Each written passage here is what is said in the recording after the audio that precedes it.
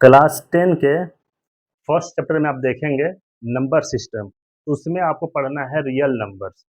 तो सबसे पहले देखेंगे कि रियल नंबर्स होता क्या है। तो आइए देखते हैं। देखिए, a real number is any number, कोई भी नंबर हो सकता है, that can B plotted on the number line. जिसको नंबर लाइन में रिप्रेजेंट कर सकते हैं उसको हम लोग कहते हैं रियल नंबर्स। ठीक है। अब आगे देखिए, it is the collection of all rational number and irrational numbers. यानी कि जो रियल नंबर है वो जितने भी रेशनल नंबर है और इरेशनल नंबर है, ये दोनों का कलेक्शन है।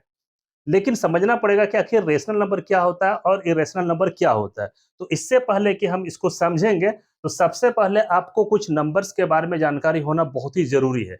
जैसे कि नेचुरल नंबर, आपको पता होना चाहिए नेचुरल नंबर क्या होता है। देखिए, नेचुरल नंबर क्या होता है, पहले हम इसके बारे में बात करेंगे, फिर बात करेंगे होल नंबर्स के बारे में। बहुत सारे स्टूडेंट्स को पता भी होगा और बहुत सारे स्टूडेंट्स को पता नहीं भी होता है।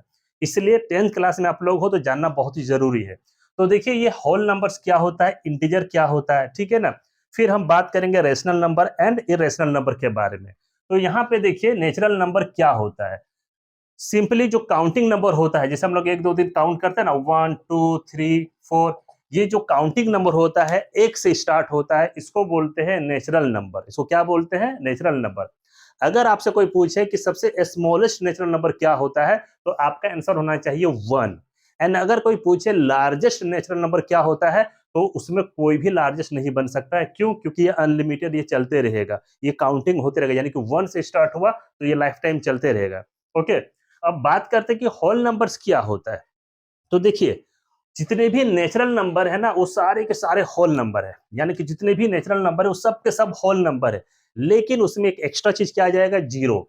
यानी कि जीरो, उसके बाद 1 2 3 ऐसे करके ये चलते रहेगा। इट मीन्स इसमें जीरो इंक्लूड है। यानी कि आप ये बोल सकते हैं कि जितने भी नेचुरल नंबर है वो सारे होल नंबर है। लेकिन आप ये नहीं बोल सकते हैं कि सारे होल नंबर्स नेचुरल नंबर होगा, नहीं। क्योंकि सारे होल नंबर्स में जीरो आ जाएगा। अगर जीरो को छोड़ दे तो बाकी जो आया वो सारे नेचुरल नंबर है। तो आई होप समझ में आ गया होगा। अब बात करते हैं इंटीजर क्या होता है। तो देखिए, इंटीजर में क्या होता है, बहुत ही सिंपल सा चीज है कि इंटीजर में दोनों आ जाएगा, नेचुरल नंबर भी आएगा, होल नंबर भी आएगा। ओके। लेकिन जो नेगेटिव काउंटिंग नंबर होता है ना, वो भी इंटीजर में आ जाएगा। जैसे कि अगर बात करते हैं, जैसे 0 1 2 3 ऐसे करके चलते रहेगा ये। यानी कि टोटल होल नंबर आ गया। अब इधर देखिए, -1 -2 -3, यानी कि इधर भी चलते रहेगा ये, इधर भी चलते रहेगा एंड इधर भी चलते रहेगा। यानी कि जितना भी नेगेटिव काउंटिंग नंबर है वो सब के सब इंटीजर है। एंड जितने भी पॉजिटिव काउंटिंग नंबर है वो सब के सब इंटीजर है। एंड जीरो भी इंटीजर है। अगर आपसे पूछे कि जीरो नेगेटिव इंटीजर है या पॉजिटिव इंटीजर है, तो आपका आंसर होना चाहिए जीरो, ना ही नेगेटिव है और ना ही पॉजिटिव है। याद रखिएगा, ये इंटीजर नंबर है। अब देखते हैं नेक्स्ट। जैसा कि आपने देखा, जो रियल नंबर है वो कलेक्शन है रेशनल एंड इरेशनल नंबर्स का। तो यहाँ पे बात करते हैं रेशनल नंबर्स, ठीक है। अब यहाँ पे देखिए, रेशनल नंबर क्या होता है, समझिए। Numbers that can be expressed in the form p by q where p and q are integers. यानी कि p and q, अगर हम यहाँ पे देखते हैं सिर्फ यहीं तक इंटीजर्स तक, तो देखिए p and q कुछ भी हो सकता है, जीरो भी हो सकता है, इंटीजर। लेकिन आगे देखेंगे यहाँ पे and Q not equal to zero.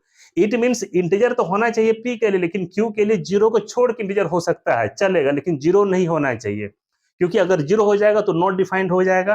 तो इसीलिए पी बाई क्यू के फॉर्मेट में लिखा जा सकता है। ऊपर कुछ भी हो सकता है, प्लस माइनस, ध्यान दीजिएगा, प्लस माइनस कुछ भी हो सकता है, नीचे भी कुछ भी हो सकता है सिवाय जीरो के। इसको हम लोग कहते हैं रेशनल नंबर।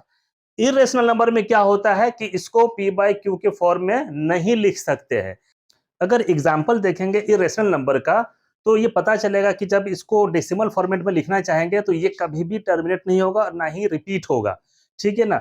यानी कि जैसे एग्जाम्पल के तौर पे, जैसे √2 ले लीजिए।